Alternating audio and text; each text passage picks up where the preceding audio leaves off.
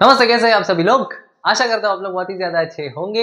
आज हम डिस्कस करेंगे एपी से रिलेटेड कुछ अच्छे प्रॉब्लम्स। तो सीधा प्रॉब्लम्स ही डिस्कस करना शुरू करते हैं।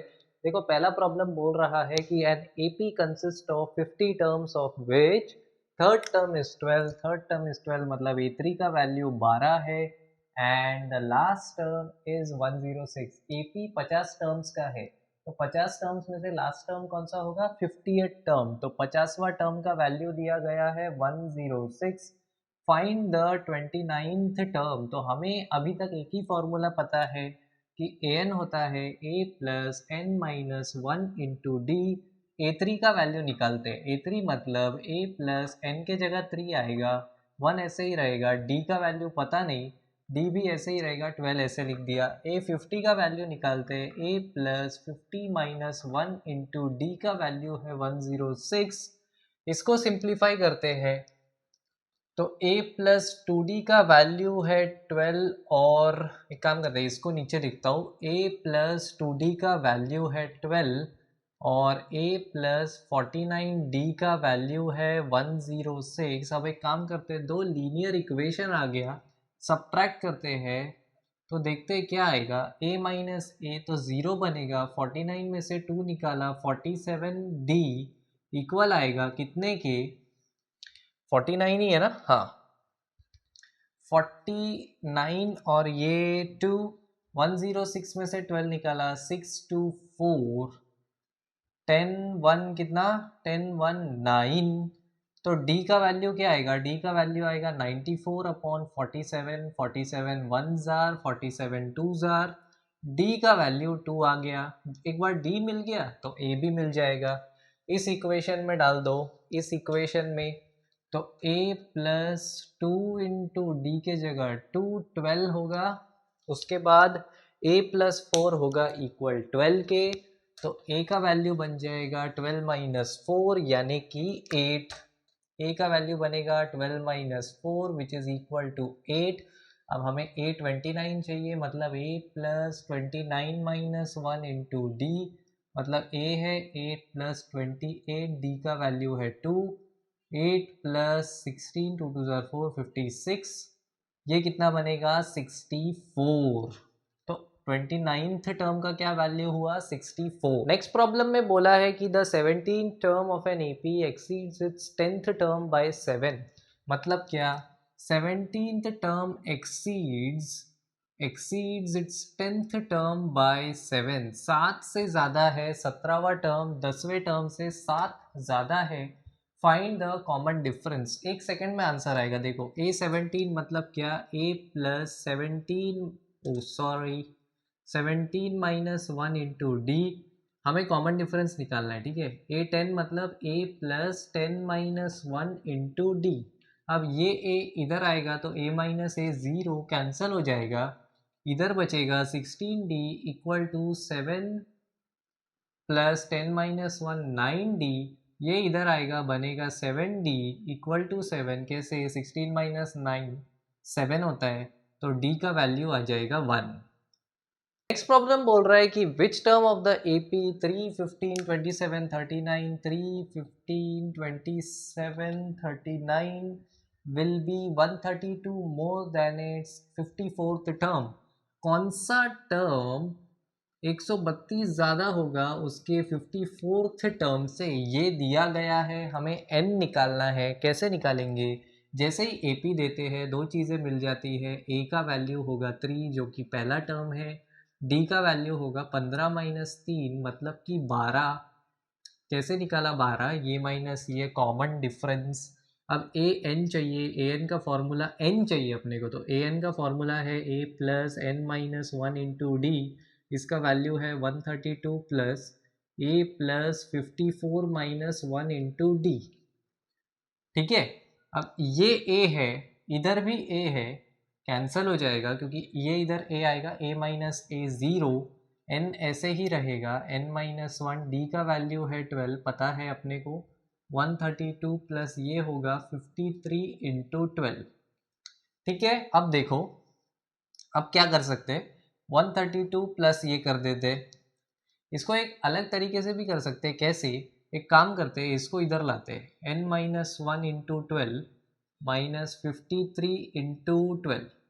अब इधर 12 है, इधर 12 है, कॉमन ले लिया, अंदर बचेगा n माइनस वन माइनस 53, तो माइनस वन माइनस 53 बनेगा माइनस 54, ठीक है, और इधर बचेगा 132। अब देखो ये मिलेगा n माइनस 54, 12 मल्टीप्लाई हो रहा है, उधर जाएगा डिवाइड होगा, 132 अपॉन 12, मैं 2 के टेबल से करता हूँ, 2 6 jar 6, 1 2 6 jar 6, 1 jar 6, 11 jar, n बन जाएगा 54 प्लस 11, n बन जाएगा 65।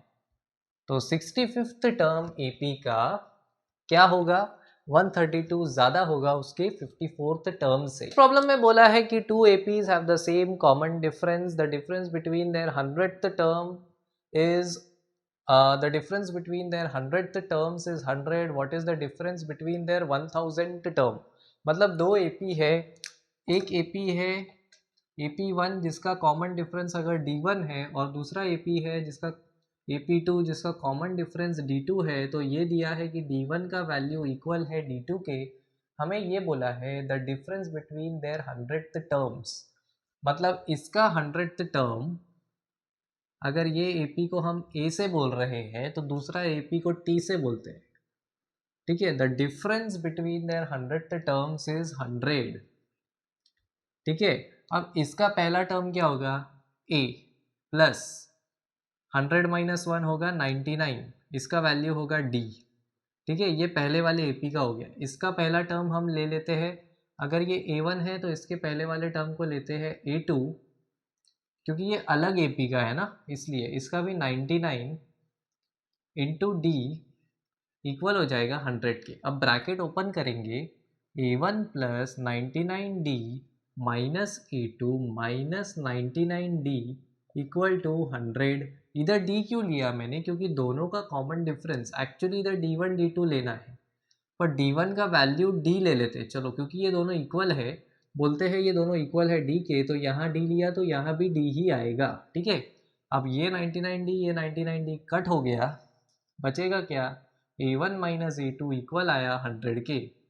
अब हमसे बोला है कि तुम 1000th टर्म का आंसर बताओ, तो 1000th टर्म में क्या होगा, difference of 1000th terms of two APs, हम लिखेंगे A 1000 माइनस T 1000 इक्वल हो जाएगा A1 plus 1000 minus one into D minus, ये पहले ईपी का हो गया, यहाँ पे आएगा A2 plus 1000 minus one into D. वापस से क्या होगा देखो, A1 plus 999D minus A2 minus 999D, ये कैंसिल हुआ, आ गया A1 minus A2, A1 minus A2 का आंसर है 100 यहाँ से।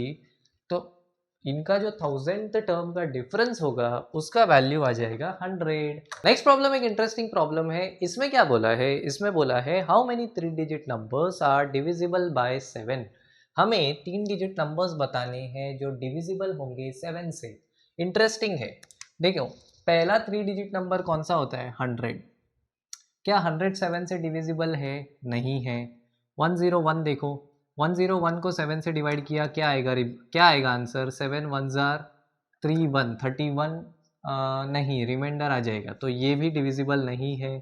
102 देखो, 102 में क्या आएगा, 7 1 जार 3 2 32 आया, नहीं, हमें 35 चाहिए, तो 105 लेते हैं अगर, तो 7 1 जार 7 3 5 5 मतलब 15।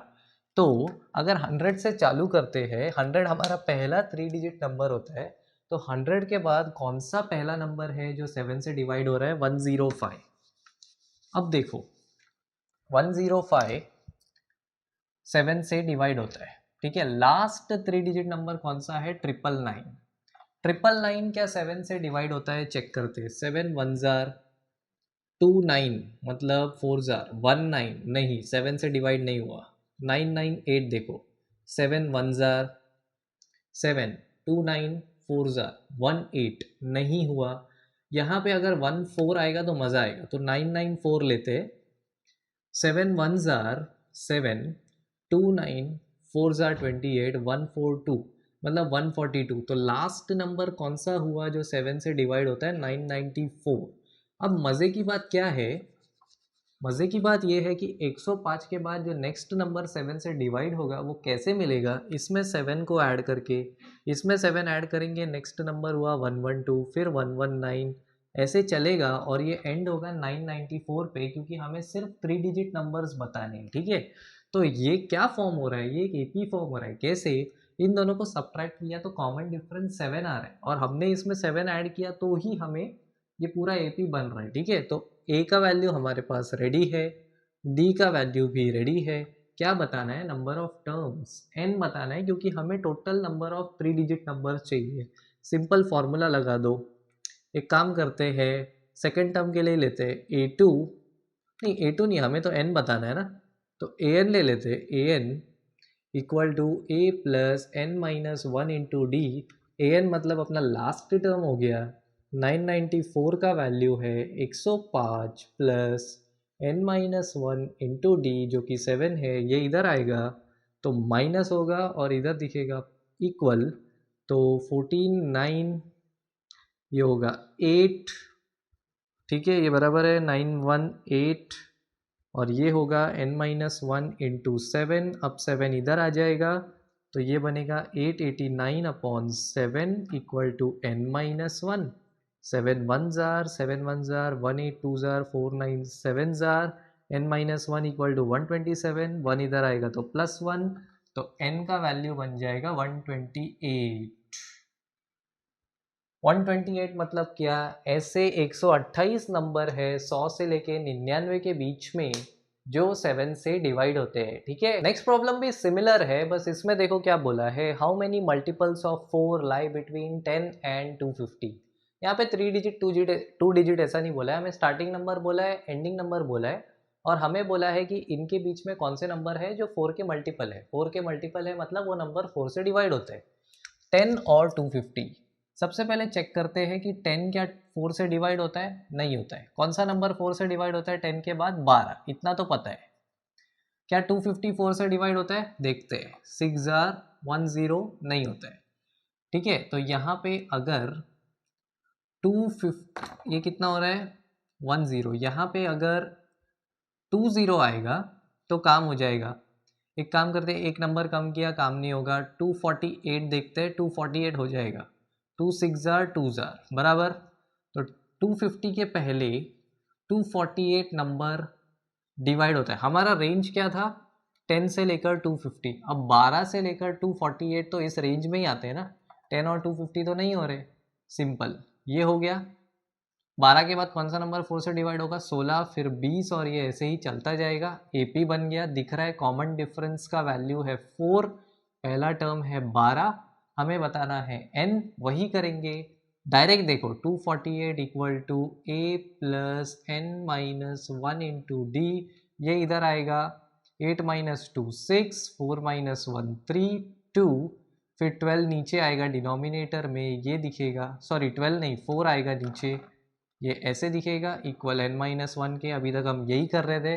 फिर 4 1 जार, ये कितने से जाएगा? 4 5 jar, 3 6 9 jar, n minus one का वैल्यू 59 है, मतलब n का वैल्यू 60 है। एकदम आराम से निकाल लिया हमने इसका आंसर। अब ये प्रॉब्लम में क्या बोला है, for what value of n are the nth terms of the 2 AP। 2 AP दिया है 63 65 67, दूसरा AP है 3 10 17। हमें ये बोला है कि कौन से n के वैल्यू के लिए इसका nth टर्म इक्वल आएगा इसके nth टर्म से। अगर इसका nth टर्म an है और इसका nth टर्म tn है, तो ये दोनों कब इक्वल होंगे? किस n के वैल्यू पर? तो वही निकालना है। दोनों का n सेम रहेगा, ये क्वेश्चन में दिया है।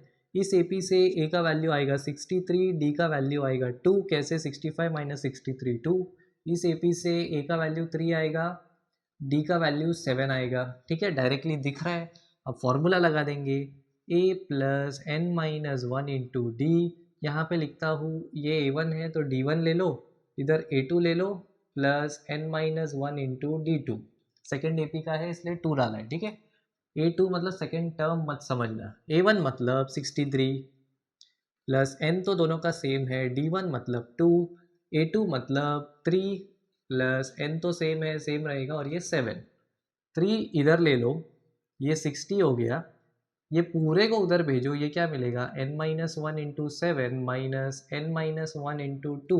अब हम 7x माइनस 2x कैसे करते थे, आंसर लिखते थे 5x, मान लो x की जगह ये है, तो आंसर क्या आएगा, आंसर आएगा n minus one into five, ये हो गया 60, फिर 5 वन ज़ार, 5 वन ज़ार, 1 0 2 ज़ार, तो n माइनस वन का वैल्यू अगर 12 है तो n का वैल्यू 13 आएगा। इसका मतलब n का वैल्यू जब 13 है तो इसका nth टर्म इसके nth टर्म के इक्वल होगा, यही इसका आंसर है। इस प्रॉब्लम में बोला है कि the sum of fourth and eighth term of an AP is 24, मतलब फोर्थ और एट्थ का एडिशन 24 है, सम मतलब एडिशन, और बोला है सिक्स्थ और टेंथ टर्म का भी सम 44 है, सिक्स्थ और टेंथ टर्म का, सॉरी ये गंदा अक्षर, ए 10 का वैल्यू है 44। हमें पहले 3 टर्म बताने हैं एपी के, फॉर्मूला लगा दो सिंपल, A4 की जगह पे लिख देंगे a प्लस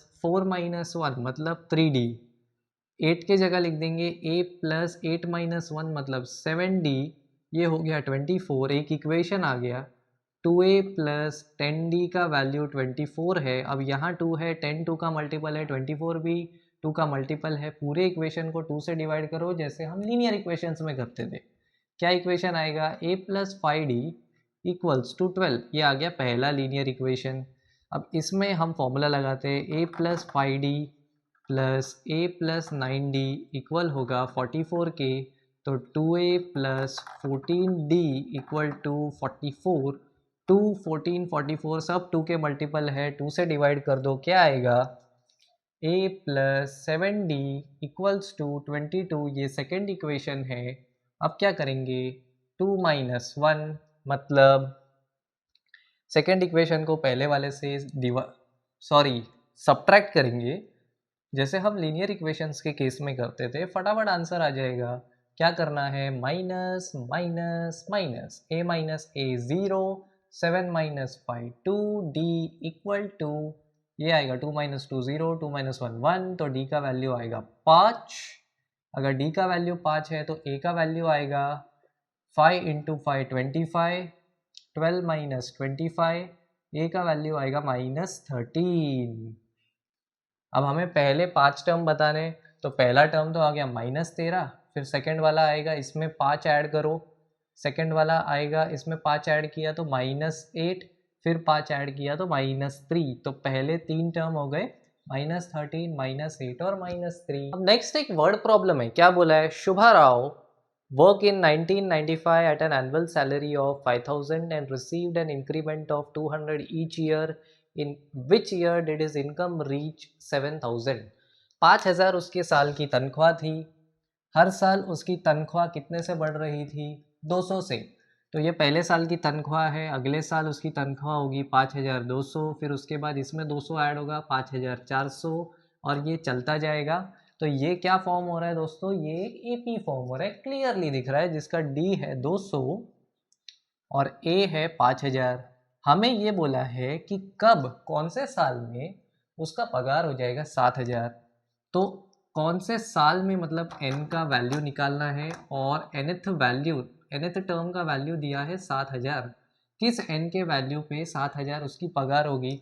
सिंपल फार्मूला लगाएंगे, a plus N minus one into d होगा 7,000, a का वैल्यू है 5,000, n ही तो निकालना है, n ऐसे ही रहेगा, d का वैल्यू है 200, ये होगा 7,000, 5,000 इधर जाएगा, 7,000 माइनस 5,000 2,000 बनेगा, n minus one into 200 equals to 2,000, फिर 2 0 कैंसिल इधर से, 2 0 इधर से, 2 1 जार 2 10 जार, n बन जाएगा n माइनस वन इक्वल है 10 के, तो n बनेगा 10 प्लस वन, माइनस वन उधर जाएगा प्लस वन, n बनेगा 11, मतलब 11 साल के बाद 11वें साल में उसका पगार हो जाएगा 7,000। सिंपल। अब नेक्स्ट वर्ड प्रॉब्लम देखो, वो भी कुछ ऐसा ही है, उसमें बोला है Ramkali saved 5 rupees in the first week of a year and then increased her weekly savings by 1.75 rupees if in the nth week her weekly savings became 20.75, find n. पहले हफ्ते 5 रुपये बचाए, फिर उसने क्या किया 1.75 ज़्यादा बचाना शुरू किया, तो अगले हफ्ते कितना बचाएगी 5 + 1.75 यानी 6.75। फिर अगले हफ्ते उसने इसमें और 1.75 एक्स्ट्रा बचाया, मतलब 6.75 + 1.75 5 5 10 8 7 15 7 1 8। तो उसके बाद उसने 8.5 रुपये बचाए और ये कहानी चलते गई। फिर इस क्वेश्चन में बोला है her weekly savings if in the nth week her weekly savings became 20.75। एक पॉइंट ऐसा आया जब उसने 20 रुपये 75 पैसे बचा लिए। कब बचाए, वही किस टर्म पे, कौन से एन के वैल्यू पे उसने इतने पैसे बचाए वही बताना है।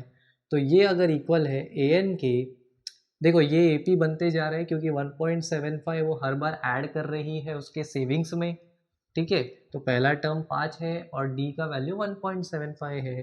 तो अगर ये ए एन है तो पहला टर्म आ गया 5 + n-1 इंटू डी है 1.75 और ये है 20.75। उल्टा लिख दिया मैंने 20.75, ठीक है। 5 इधर लेके आओ, ये बनेगा 15.75 इक्वल टू n-1 इंटू 1.75। अच्छा, जब डेसिमल आता है बच्चों को कन्फ्यूजन होता है, कन्फ्यूजन की कोई बात नहीं है, डेसिमल आते ही डेसिमल को हटा दो। कैसे हटाएंगे, देखो 0.75 डेसिमल के बाद 2 डिजिट है, तो अगर इसको 100 से मल्टीप्लाई करेंगे डिजिट गायब हो जाएगा। तो लिख दो multiply through out by 100। Multiply through out by 100 करेंगे तो इधर 100 से मल्टीप्लाई होगा, बन जाएगा 1575 इंटू n-1। इधर का डेसिमल भी 2 डिजिट है, 1.75 100 से मल्टीप्लाई होगा, बनेगा 175। सिंपल। अब क्या, अब ये इधर मल्टीप्लाई हो रहा है, इधर आएगा तो डिनोमिनेटर में डिवाइड होगा। फिर रीअरेंज भी करते हैं, n-1 दिखेगा 1575 अपॉन 175। 5 से कट करो, 5 3 jar 15, 2 5 5 jar, 5 3 jar 1 jar 2 5 5 jar, फिर 5 से कट किया 5 7 jar, 5 6 jar 1 5 3 jar, 6 1 jar 6 9 jar. n-1 अगर 9 है तो n हो जाएगा 10। मतलब क्या, 10वें हफ्ते में उसने 20 रुपये 75 रुपये 20 रुपये 75 पैसे बचा लिए, ठीक है। तो ये हमने कुछ प्रॉब्लम्स डिस्कस किए general term of an AP से रिलेटेड। आशा करता हूँ आपको ये वीडियो पसंद आया होगा। Thank you so much guys ये वीडियो देखने के लिए। Bye bye and take care.